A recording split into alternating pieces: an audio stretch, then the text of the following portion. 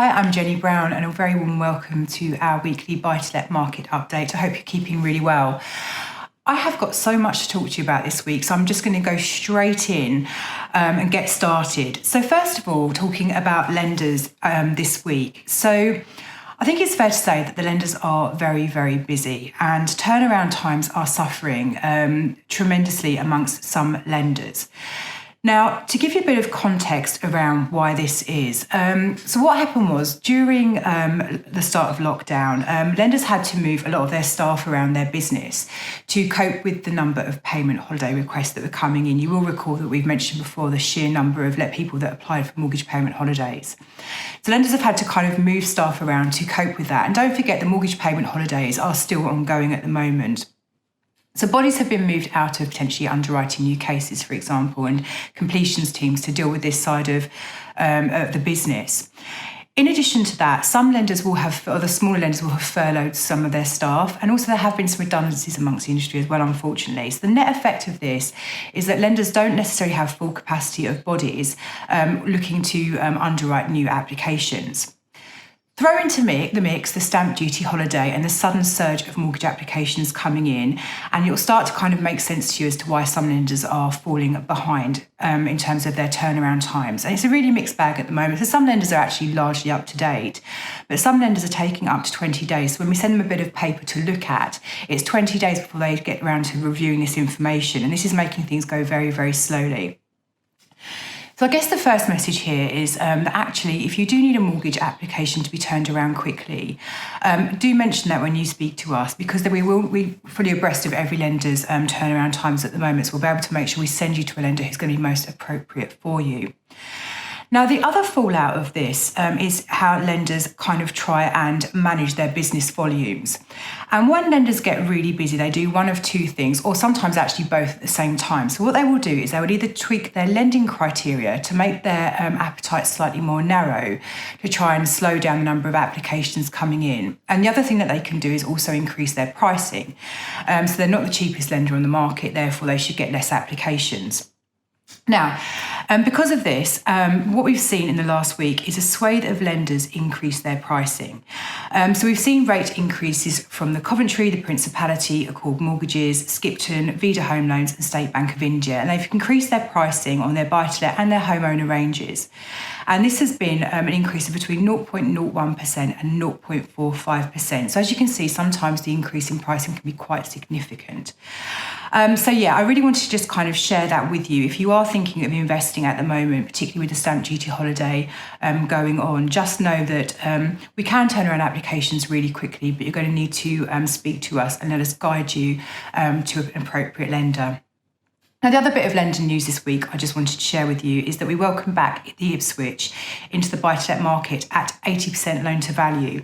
And the really great news is they're not just doing 80% loan to values on traditional buy-to-lets, but they're also doing it on their holiday lets and also their expat range. So really great to see these guys back in the market at 80%. Some letting news for you now. And actually, I really am happy to share this one with you.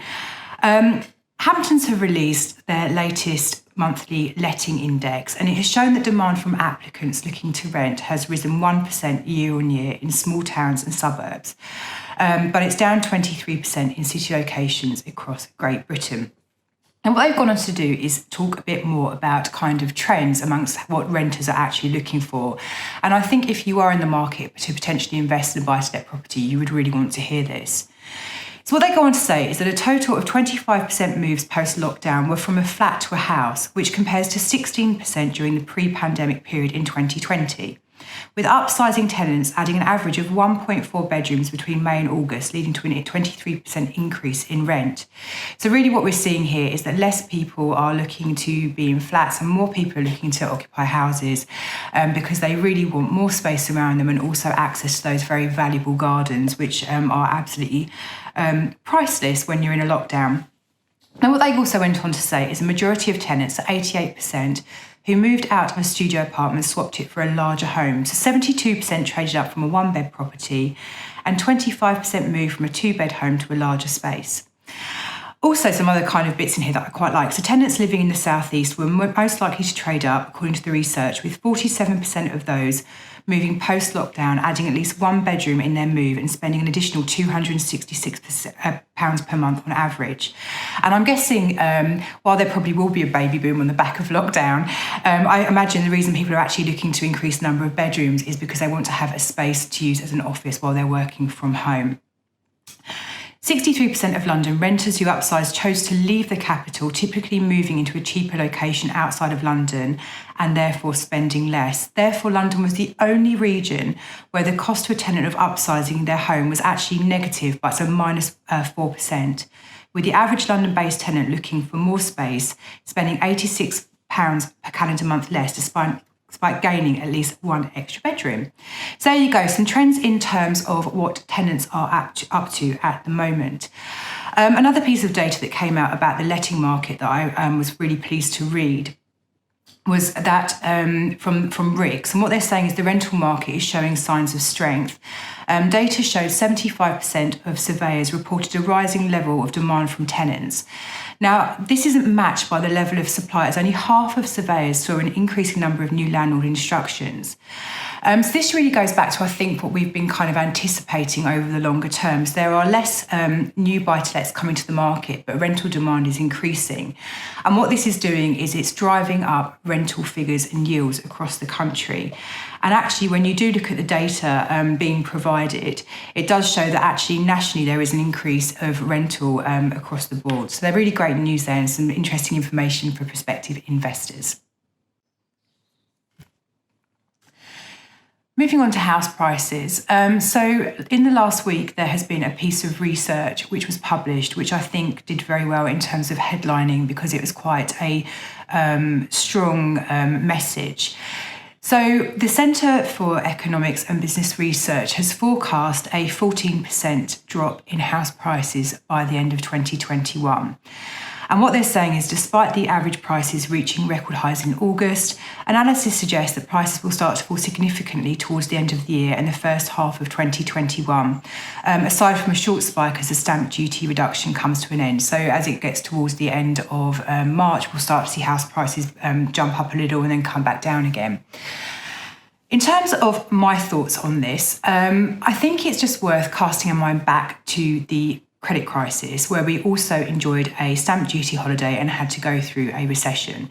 And I appreciate that things were, very, very tough for people, but also things were quite different in terms of the reasoning that the recession took place. And what we saw then was absolutely, yes, a reduction in house prices at the time, but they did not reach anything like a 14% drop across the board. So my expectation is probably a reduction of up to 5% on house prices post stamp duty holiday. Now, what I would also say to you is that I've been a mortgage broker for over 20 years now, and the thing that continues to amaze me is how the housing market does not always perform how you would expect it to. It does seem to have a bit of a mind of its own. So yes, I absolutely acknowledge that there will be probably a reduction in house prices, but actually I think it really won't be anything like a 14% drop because, as always, as we always say here, the demand for property absolutely outstrips supply. And unfortunately, for those people who are looking to kind of sneak in and get a really good bargain once this is all done, largely that tends to underpin the house prices and keep them fairly solid.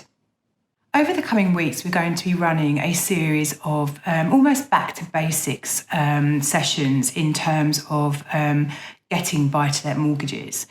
And while I say it's back to basics, actually I think it's going to be interesting for even the seasoned investor. And the reason for that is that the market is moving so rapidly in terms of lenders' appetite and the art of the possible. So today I wanted to kick this off by talking to you about how much can you actually borrow in terms of a mortgage when you want to buy a buy-to-let property. Now, when lenders are assessing how much they want to lend to you, there are really two factors they're looking at. They're looking at the loan to value, i.e. the percentage of the property value which is going to be indebted. And they're also going to be looking about how you're actually going to pay them every month, i.e. the rental income. So at the moment, where we stand right now is that you are able to borrow up to 85% of the property value. However, there is a really limited market in terms of choice of lenders in this space. So I think realistically, if you don't want to pay really excessive pricing, you need to really pitch yourself at around 75%. But like I say, 80 and even 85% is on the table. Now, what lenders do is when they're looking at your application and you're saying, I'd like to take a mortgage of 75% loan to value, what they're going to say is that's all very well. It's great you've got some equity in there, but actually, how are you going to pay us every month? And the way buy-to-let mortgages are generally underwritten is based on the rental income. So the expectation is the rent is what pays the mortgage rather than you supporting it from your own independent income. Now, what lenders do to assess whether this rental income is sufficient or how much you can borrow on the rental income is it's figured out by what's using a rental calculation, interest cover ratio, debt to service cover ratio. There's various terminology, but if we just stick to, for today's purposes, a rental calculation.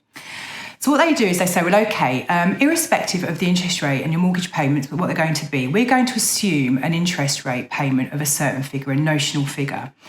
And we need the rental income to be X% above that.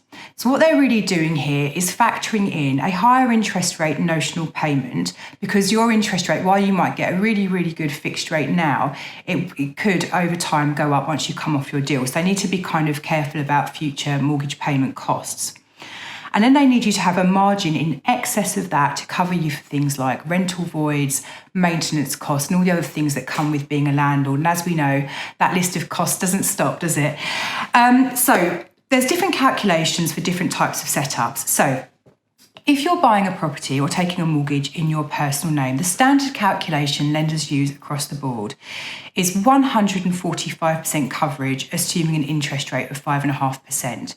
So what you would do is you would take the amount you want to borrow, times it by 5.5%, then times it by 145%, and then divide it by 12. And if the rental income the property is going to get is that number above, then happy days. Now, what we do see is that actually, while 145 at 5.5 is kind of the standard calculation for personal borrowing, actually lenders are able to exercise flexibility around this. And what we can see is that the 5.5% interest rate, the notional interest rate they use, can be actually lower than that 5.5% if you're taking a 5-year fixed rate. Okay, so if you take a 5-year fixed rate, the rental calculation could be 145% at 3.5%, for example. Additionally to this, for personal borrowers, for those lower rate taxpayers, some lenders will not use the 145% calculation. They actually give you a 125% calculation. So it could be that if you were a lower rate taxpayer taking a 5-year fixed rate, the calculation would be 125% coverage, assuming an interest rate of 3.5%. So you can see how these numbers start to move around and it's not particularly straightforward. Now, if you are looking to take a mortgage in your personal name and you want something really kind of rough to work with, as a guide, I would use the calculation 145% at 4%. And if the number that isn't quite working for you, don't worry, because as you can see, there's lots of flexibility on this, but that's just a really good guide to work to. Now, the calculation is slightly different if you're borrowing through or taking the mortgage through a limited company. So the standard calculation here is that the rent needs to be 125% at 5.5%. So the 145 becomes 125, and that's because of the way the income is taxed in companies is generally more favourable than it is for individuals, particularly if you're high rate taxpayers. So as a guide, if you're looking to figure out how much you can borrow, because again, there are variations on this calculation, if it's a 5-year fixed rate and so on and so forth, as a guide for your sums, work on 125% at 4%, and that will give you a really good kind of starting point. Now, to further complicate this, some lenders will use more onerous rental calculations if they're looking at lending on an HMO or a multi-unit.